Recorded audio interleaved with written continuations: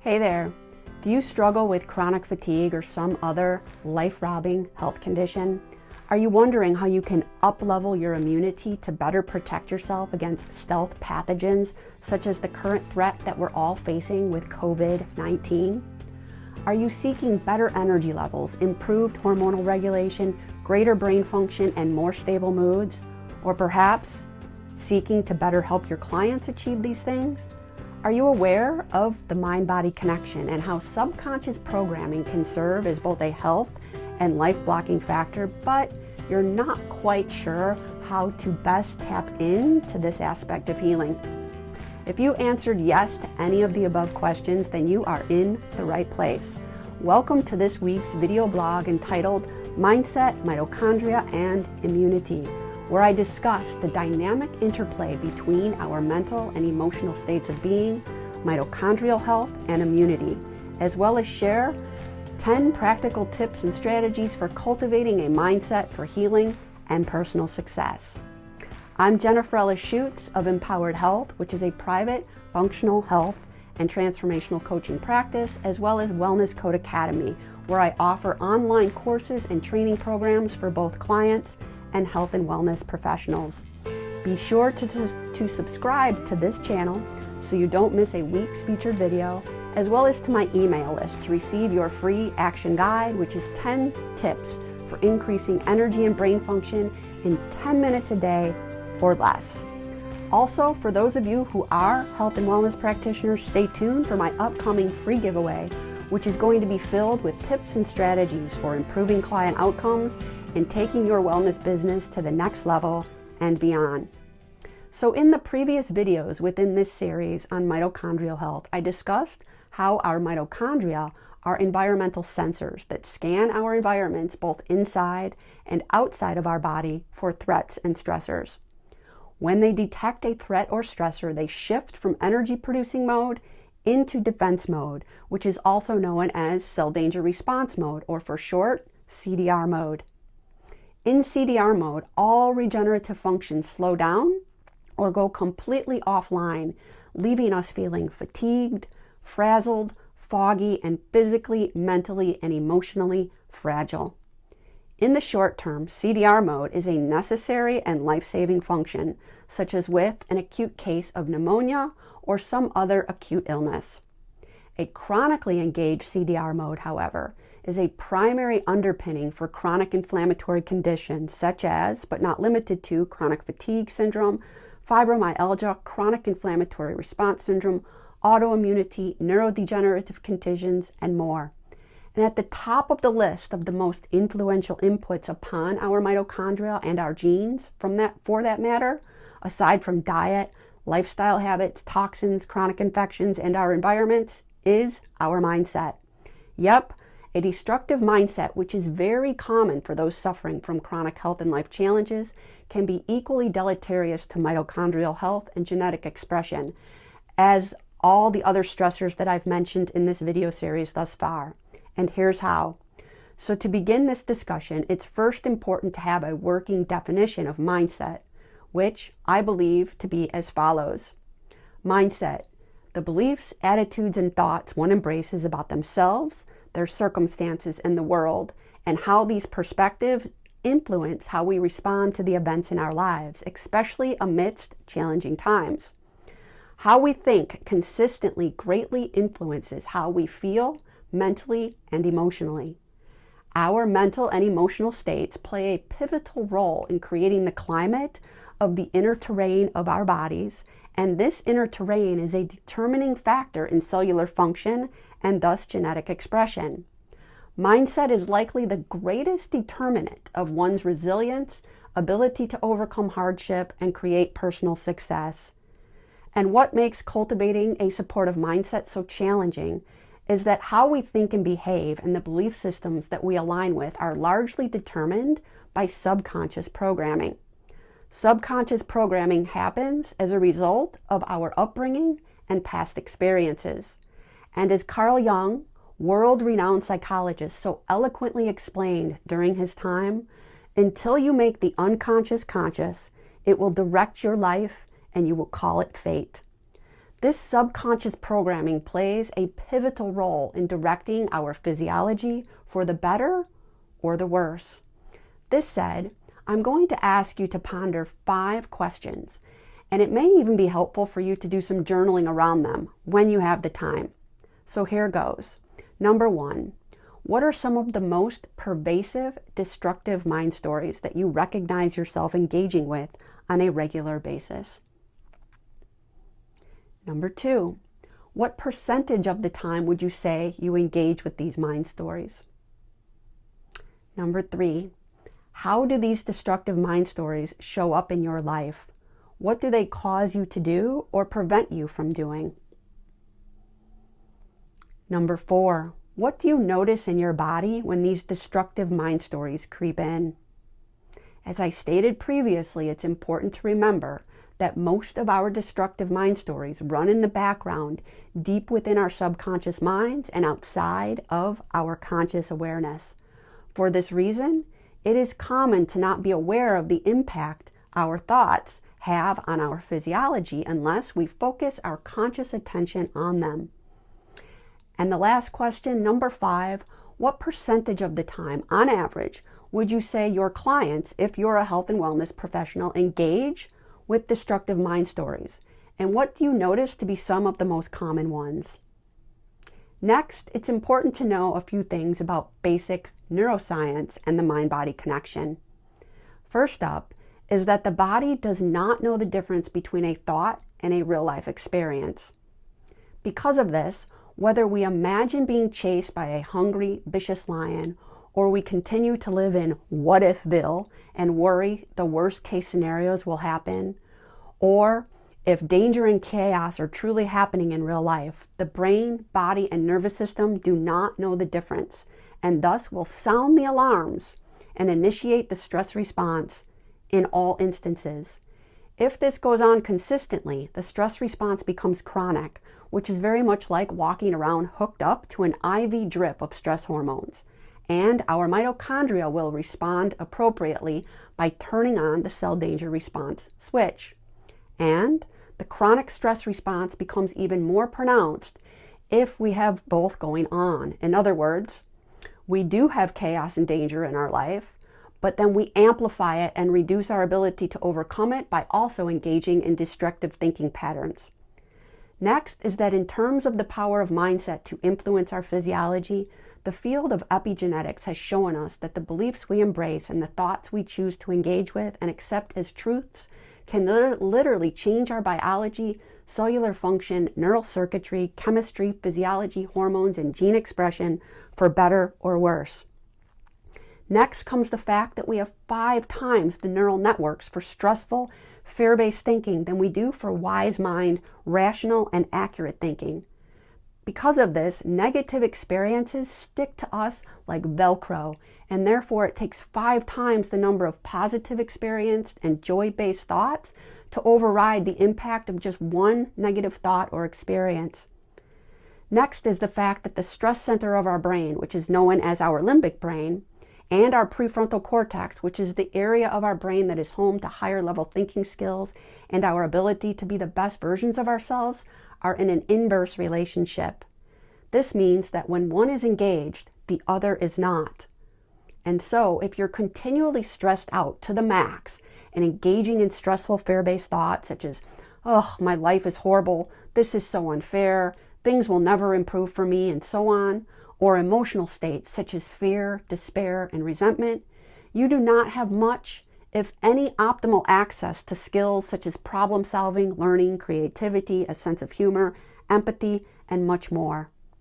Next is that when we experience a highly charged mental or emotional response that is unwarranted, in other words, we are not truly being chased by a hungry, vicious lion, or our worst worries are not truly playing out in the present moment, we are likely engaging with a well-rehearsed mental pattern, or subconscious pattern, I should say, deep within the neural pathways within the gray matter of our brain.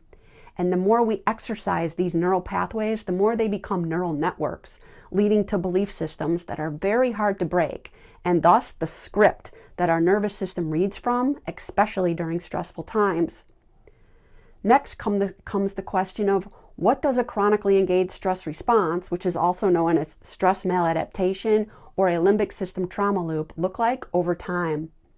Well, it shows up as, or can show up as, type 2 diabetes due to the inability to maintain consistent blood sugar levels, frequent infections due to lowered immunity, inability to lose weight, especially in the midsection, so in the belly, heart disease, infertility, gut issues such as IBS, recurring gastritis and ulcers, autoimmune disease, the development of or exacerbation of anxiety and depression issues, chronic fatigue, hormone imbalances, and increased oxidative stress leading to mitochondrial dysfunction and cellular death or morphology, which then paves the way for many other disease states to develop.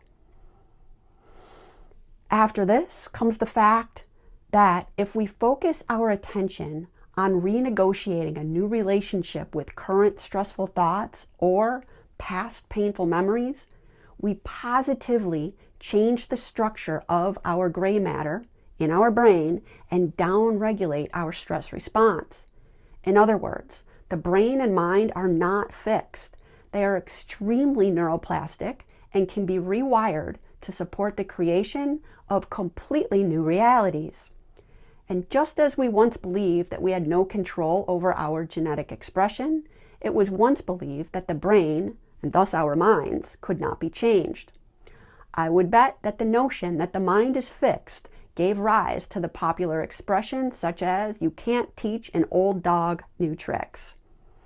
If you're a health and wellness practitioner, some clients that come your way will embrace this notion. And because of this, they will likely be the ones that have a hard time understanding and embracing the importance of the mind-body connection, and thus not be willing to make working on their mindset a top priority out the gate. As their coach and facilitator of wellness and personal growth, you will need to help them understand while rewiring the mind for wellness and personal success is not easy, especially the older we get, but with intention, the right inputs, and consistency, the mind can absolutely be rewired to better support their wellness and personal success, and thus improve the outcomes of your work with them. After this comes the fact that mindset is a muscle. Just as we have to exercise other muscles in our body to keep them toned and fit, we must do the same when it comes to keeping the area of our brain that is responsible for a healthy mindset toned and fit as well, which is the prefrontal cortex. And lastly, an essential first step in rewiring the mind for wellness and personal success is to take 100% full responsibility for one's healing and life. And a large part of taking responsibility is realizing that while we can't always control our circumstances, we always have a choice over our responses. Taking 100% responsibility for everything in your life is fundamental to both your healing and personal success. It's a core principle for which everything else is based. The reason being is that agency, which agency is the realization that we do have a choice over how we respond to our circumstances, is critical for overcoming feelings of hopelessness, despair, fear, disempowerment, and more.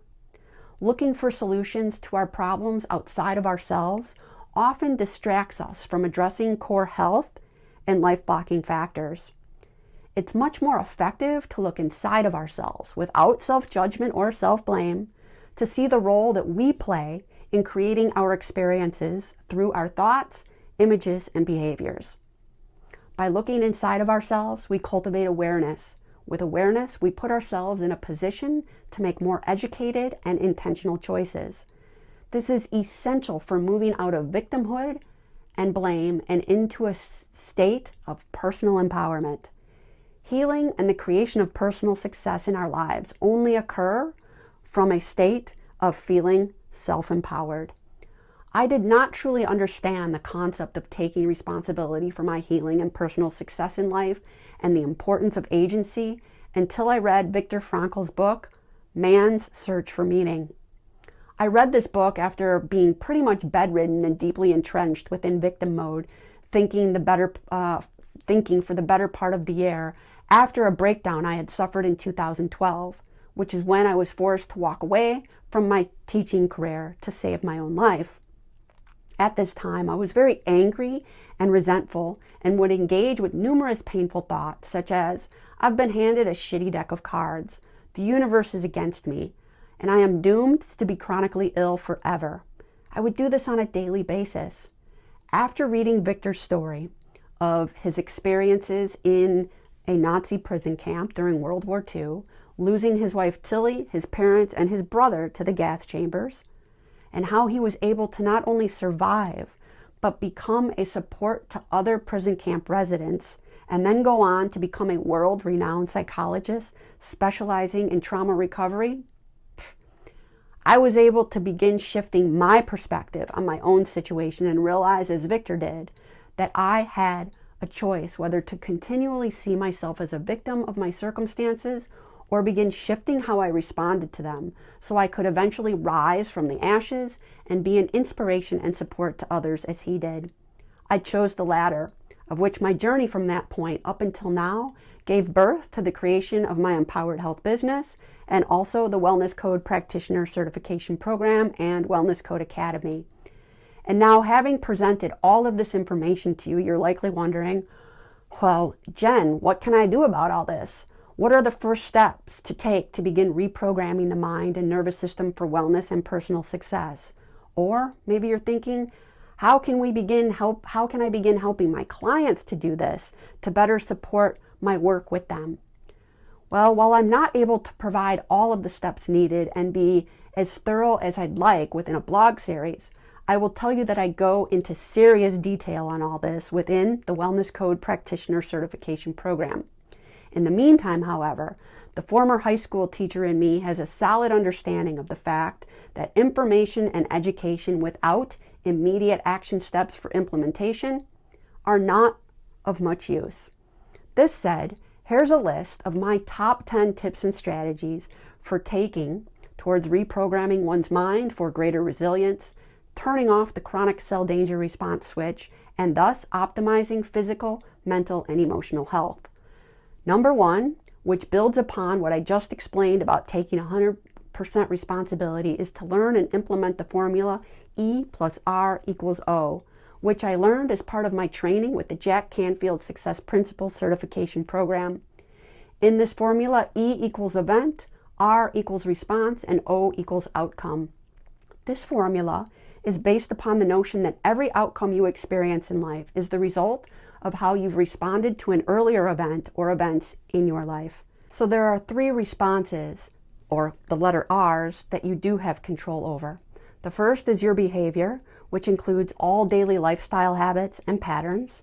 The second is your thoughts, which includes self-talk and beliefs, both conscious and unconscious. And the third is visual imagery, which includes what you visualize in your mind about the past, present, and future. Number 2 is that in order to reinforce what I just explained in number 1, it's critical to embrace and implement an attitude of acceptance. By acceptance, please know that I'm not referring to resignation to one's circumstances and therefore giving up hope of things ever changing. No, far different. By acceptance, I mean realizing that we have no control over other people and we have little to no control over many circumstances in our life.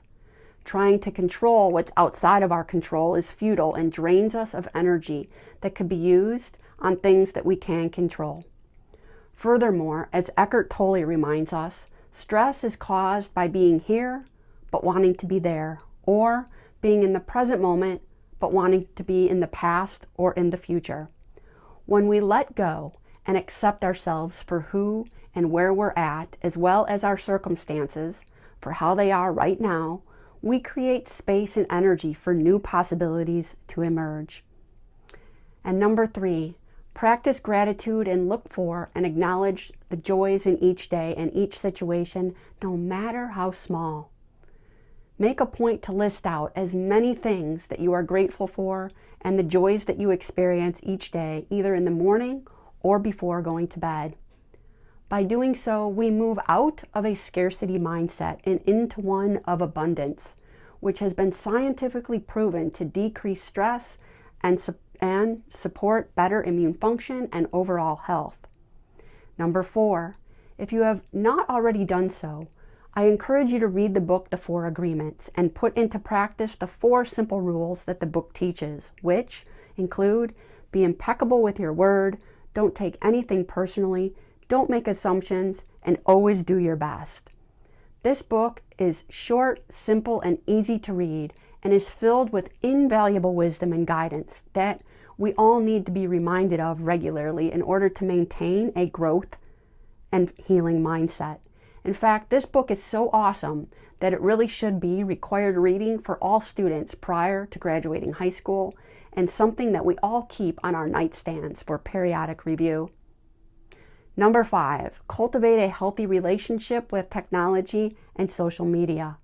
Spending too much time on technology and social media comes with 4 primary downsides. Number 1, too much technology exposes us to excessive levels of electromagnetic frequencies and blue light, both of which are extremely disruptive to cellular function, brain function, and circadian rhythm. Number 2, excessive social media use leads to information overload and pollutes our minds with toxic information that contributes to destructive subconscious programming, whether we realize it or not. Number 3, both are a major distraction that takes us away from being present in our lives and living behind a screen versus in real time. And number 4, it's been scientifically proven that people who spend excessive time on social media are much more prone to anxiety and depression. One primary reason for this is because we compare our lives to others, of which we only see the best 10%, and then we despair over feeling inferior to them. Reason number 6, give up being critical and judgmental of others.